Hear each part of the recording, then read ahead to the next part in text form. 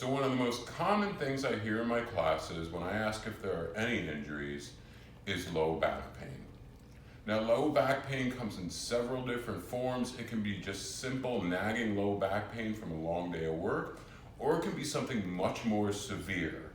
If you're having stinging or any electric pain or something's been there for a while, I would really suggest you calling the doctor and just having it checked out. But if you fall into the other category of just spending too much time in the car, too long of a day at work, this is something I used to do after a long day of work that used to really help out with general low back stuff. So what I'm gonna do is I'm gonna grab a strap. If you don't have one of these yoga straps, you can use a belt from the closet. I'm gonna roll down onto my back, and for these first few moments, I'm just gonna let everything relax. So I'm gonna bend my knees, and I'm gonna bring my feet a little bit wider than my hips, and then I'm gonna roll all the way down. Now as I roll down, I'm gonna knock my knees together to make this kind of pyramid or teepee.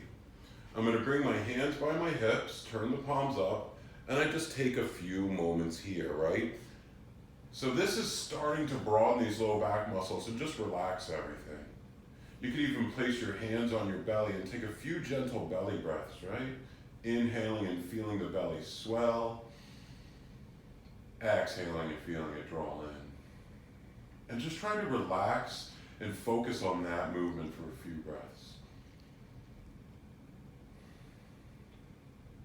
Now I used to spend about 5 minutes here after work, so take as much time as you need to really just feel the workday kind of dissolve and spending a little time caring for yourself.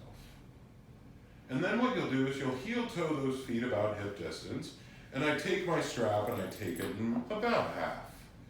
Once I'm here, I'm gonna belt my right foot and send my right leg to the ceiling. Now, all the time, I see people, they take this strap and they wrap it so tight around the hand. It's way too aggressive. So I take my hand down here, and you can have this leg bent, or if it feels okay, you can straighten it out in front of you. Now, if this hamstring is really tight, you're gonna have to bend the knee and let go of that strap a little, because it's just gonna hurt. But if your hamstring is a little more flexible, you can have the leg straight. I take 5 cycles of breath here, right? So I'm inhaling, exhaling. I do that 4 more times, right? 3 more.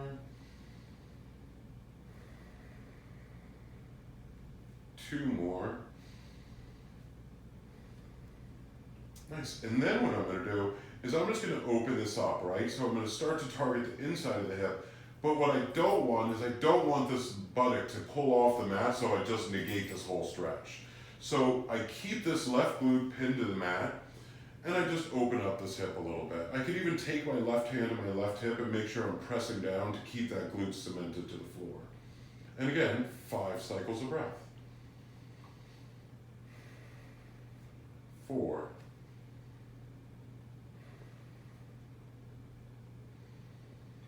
Nice. And then after that, I bring my leg back to center, and I just take my opposite hand and I transfer the strap over to the opposite hand. And then I pull it over to a varying degree, right? So for me, I can get this huge big stretch of the outside of the leg, but for you, it might be really tight in that low back, so I might stop here. And I take a few more breaths.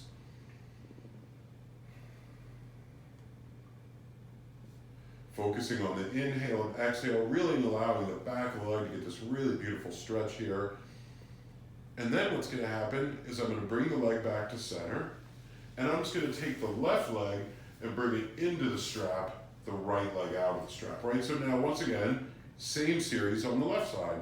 I want to bend this knee if this hamstring is really tight. You would know it's too tight is if you're feeling trembling or shaking in that leg when you try to straighten it. Once again, wrapping the strap around the hand is going to cut the circulation off to the fingers. Not recommended. So here's wonderful, right? I'm allowing all those muscles that cause low back pain to get a nice stretch here. And then what's going to happen after about 5 cycles of breath, I shoot for that 30-second or 60-second mark, I open this leg up.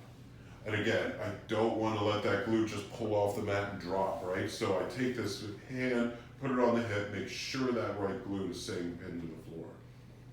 And remember, a little bit goes a long way in this process. And then I just bring this leg back to center after about 30 or 60 seconds, transfer over, and I bring the leg to the other side. And then again, once again, get the outside of the leg in varying degrees. If you're really flexible and you're feeling good, you could drop it over a whole bunch. And then I bring that strap back to center. Now, before I end this, you could do this 2 more times on each side, right? I'm gonna finish here, and what I do is I kick the strap off.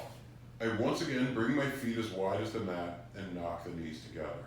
I bring my hands back to my low belly, and I just watch that rising and falling effect of the abdomen. So inhaling, exhaling.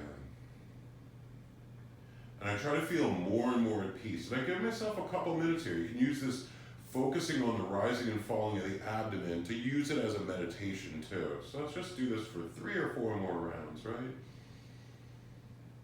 Exhaling, belly draws in. 2 more. And just 1 more. Nice. And then what I would do is I just heel toe my feet together. I gently bring myself back up.